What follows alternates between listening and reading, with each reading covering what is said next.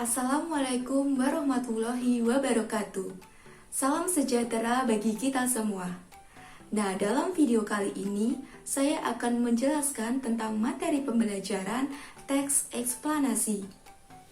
Nah, sebelum masuk ke materinya, kalian pasti sudah pernah mendapat informasi atau mendengar berita tentang fenomena tawuran antar pelajar, fenomena banjir, tanah longsor, dan lain sebagainya. Nah, mengapa fenomena-fenomena tersebut bisa terjadi? Bagaimana proses terjadinya fenomena tersebut? Dan apa sebab dari fenomena tersebut? Nah, pertanyaan-pertanyaan seperti itu akan dijelaskan dalam teks eksplanasi. Untuk itu, mari kita pelajari lebih lanjut tentang teks eksplanasi. Jadi, dalam video kali ini, yang akan kita bahas adalah yang pertama, pengertian teks eksplanasi. Yang kedua adalah tujuan atau manfaat teks eksplanasi. Yang ketiga, ciri-ciri teks eksplanasi. Yang keempat, informasi dalam teks eksplanasi. Dan yang kelima adalah contoh teks eksplanasi. Nah, baik, kita langsung saja masuk ke materi pertama, yaitu pengertian teks eksplanasi. Nah, kalian sudah pernah mendengar kata eksplanasi? Nah, jika belum, mungkin kalian sudah pernah mendengar kata dalam bahasa Inggris, yaitu explain. Nah, dalam bahasa Inggris, kata explain berarti menjelaskan. Kemudian ada juga kata explanation yang berarti penjelasan. Nah, kedua kata tersebut dialihbahasakan dalam bahasa Indonesia menjadi eksplanasi. Jadi, kata eksplanasi berarti menjelaskan. Nah, sampai sini kalian sudah tahu kan apa itu teks eksplanasi? Ya, benar sekali. Jadi, teks eksplanasi itu adalah sebuah teks yang berisi tentang penjelasan atau teks yang isinya itu menjelaskan. Nah, tapi apa yang dijelaskan dalam hal ini? Nah, teks eksplanasi itu menjelaskan sebuah fenomena atau proses terjadinya sesuatu atau kejadian. Nah, fenomena-fenomena tersebut dapat berupa fenomena alam, fenomena sosial, atau bahkan fenomena budaya.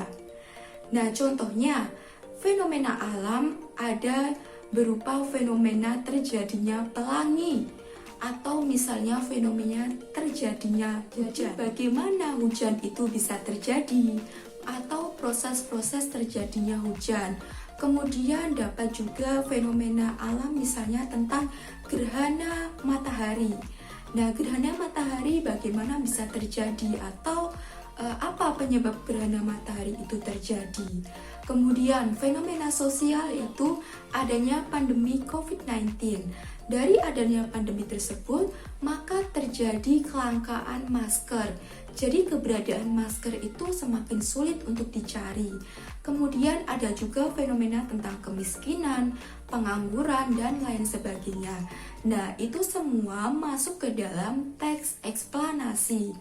Jadi yang penting dalam teks eksplanasi ini adalah mengapa dan bagaimana. Mengapa fenomena tersebut dapat terjadi dan bagaimana penyebab atau proses terjadinya fenomena tersebut. Kemudian nanti juga dapat bisa menjelaskan tentang dampak dari fenomena tersebut terhadap kehidupan manusia. Nah, sampai sini sudah jelas? Kemudian kita masuk ke materi yang kedua, yaitu tujuan atau manfaat teks eksplanasi. Nah, apa sih manfaat atau tujuan kita belajar teks eksplanasi? Tentu saja karena teks eksplanasi ini adalah suatu teks yang berisi penjelasan, tentu kita akan memperoleh informasi setelah kita mempelajarinya. Jadi kita akan memperoleh informasi misalnya tentang sebuah fenomena banjir. Kita menjadi tahu, oh banjir itu seperti ini, banjir itu proses terjadinya seperti ini. Kemudian juga banjir membawa dampak kepada masyarakat seperti ini. Dan juga penyebab terjadinya banjir itu ini, seperti itu. Nah, dari sini kita juga mendapatkan pengetahuan atau manfaat jika informasi yang disajikan dalam teks eksplanasi itu berupa fakta atau informasi yang dapat dipercaya. Makanya, kita dapat terhindar dari informasi-informasi yang bersifat hoax atau informasi yang tidak benar. Nah, seperti itu ya. Kemudian, kita mulai masuk ke materi yang ketiga, yaitu ciri-ciri teks eksplanasi. Nah, apa sih yang membedakan teks eksplanasi ini dengan teks-teks yang lain? Nah, adapun ciri-ciri teks eksplanasi, yang pertama adalah teks eksplanasi memuat suatu fakta atau didasarkan pada fakta-fakta. Jadi, isi informasi atau penjelasan dalam teks eksplanasi itu di dalamnya berisi fakta.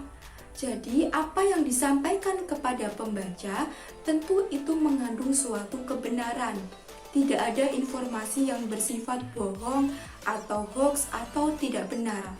Kemudian, ciri yang kedua adalah teks eksplanasi itu terdiri dari beberapa bagian. Jadi, di sini ada 3 bagian dalam teks eksplanasi. Jadi, bagian yang pertama adalah pernyataan umum. Kemudian, bagian yang kedua adalah deret penjelas. Dan bagian yang ketiga adalah interpretasi. Nah, pernyataan umum itu apa? Tentu pernyataan umum itu sebuah gambaran umum atau penggambaran mengenai apa yang ingin dituangkan dalam teks eksplanasi tersebut, atau fenomena apa yang ingin diceritakan, kejadian atau peristiwa apa yang ingin dibahas. Nah, itu semua masuk ke dalam bagian pernyataan umum. Seperti misalnya gerhana bulan tadi, kita ingin menjelaskan kepada pembaca terkait gerhana bulan. Nah, kita jelaskan terlebih dahulu di bagian awal, apa itu gerhana bulan, kemudian bagaimana itu gerhana bulan, atau kita memberi seputar pengertian umum terlebih dahulu tentang gerhana bulan tersebut. Nah, kemudian setelah kita tahu pengertian umum dari gerhana bulan itu, kita mulai masuk ke dalam bagian yang kedua, yaitu ada deret penjelas. Nah, deret penjelas ini informasi-informasi yang menjelaskan bagian pernyataan umum tadi. Jika kita ingin menulis tentang gerhana bulan, maka kita jelaskan di bagian yang kedua, yaitu apa saja proses terjadinya gerhana bulan, bagaimana gerhana bulan bisa terjadi. Nah, ini semua masuk ke dalam bagian deret penjelas atau hal-hal yang menjelaskan di bagian pengertian gerhana bulan tadi. Nah, sampai sini sudah jelas. Kemudian kita mulai masuk ke bagian yang ketiga, adalah interpretasi. Nah, interpretasi ini bagian penutup dari sebuah teks eksplanasi. Bagian interpretasi ini berisi mengenai kesimpulan tentang topik yang telah dibahas. Jadi dapat juga diartikan sebagai tafsiran penulis atau bagaimana kesimpulan akhir dari fenomena yang telah dijelaskan di bagian awal tadi. Nah, kemudian kita masuk ke ciri yang ketiga. Ciri yang ketiga adalah faktual, berisi informasi yang bersifat keilmiahan. Jadi teks eksplanasi itu didasarkan atas fakta-fakta ilmiah. Seperti contohnya tadi, fenomena terjadinya gerhana bulan. Nah, tidak mungkin proses terjadinya itu ada naga yang memakan bulan. Jadi nanti bulan tertutupi oleh naga yang menyebabkan gerhana bulan. Nah, itu tidak mungkin. Tetapi teks eksplanasi itu harus didasarkan atas keilmiahan.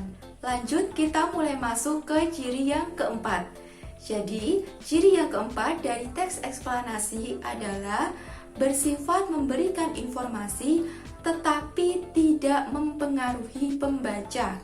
Jadi, teks eksplanasi hanya memberikan informasi kepada pembaca atau menjelaskan suatu fenomena kepada pembaca, namun tidak mempengaruhi pembaca untuk melakukan sesuatu. Kemudian, ciri yang kelima adalah teks eksplanasi berisi informasi yang bersifat umum. Jadi, informasi dalam teks eksplanasi yang menjelaskan suatu proses terjadinya fenomena tidak bersifat khusus tetapi umum. Misalnya, fenomena gunung meletus. Nah, tidak gunung meletus yang diceritakan itu gunung meletus yang di daerah Yogyakarta misalnya.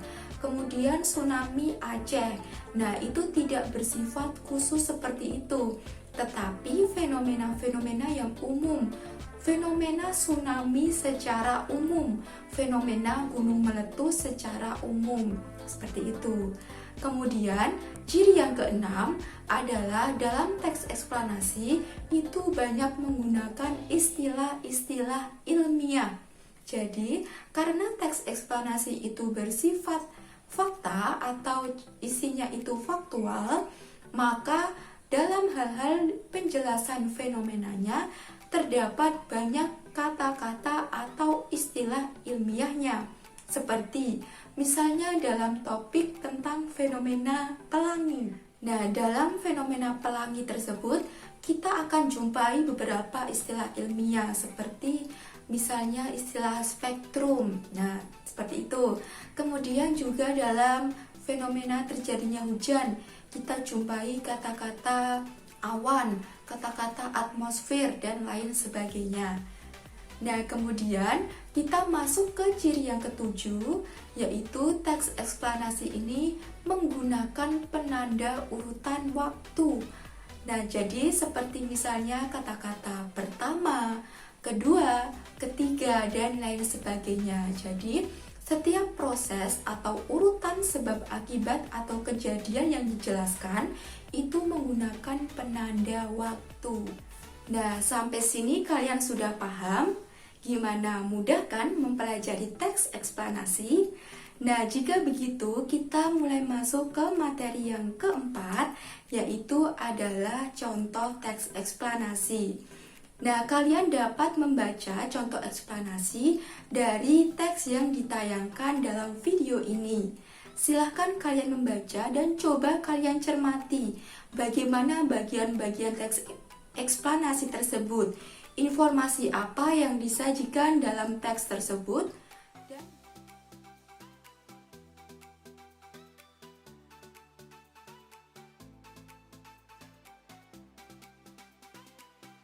Sampai di sini, kemudian kesimpulan apa yang dapat kita ambil dalam teks eksplanasi ini? Ya, jadi kesimpulan yang dapat kita ambil yang pertama, eksplanasi itu sebuah teks yang berisi mengenai penjelasan suatu proses terjadinya peristiwa atau fenomena, baik itu fenomena alam, sosial, atau budaya. Kemudian, teks eksplanasi ini yang membedakan dari teks-teks yang lain, yaitu yang pertama bahwa isinya itu berupa fakta atau memuat hal-hal yang diyakini kebenarannya. Kemudian teks eksplanasi juga terdiri dari 3 bagian, yaitu pernyataan umum, deret penjelas atau biasa disebut urutan sebab akibat, dan interpretasi. Kemudian teks eksplanasi juga menggunakan urutan penanda waktu, terdapat istilah-istilah ilmiah di dalamnya, dan informasinya bersifat umum. Nah, itulah tadi materi mengenai teks eksplanasi. Semoga materi yang saya sampaikan dapat bermanfaat, dan saya akhiri. Wassalamualaikum warahmatullahi wabarakatuh.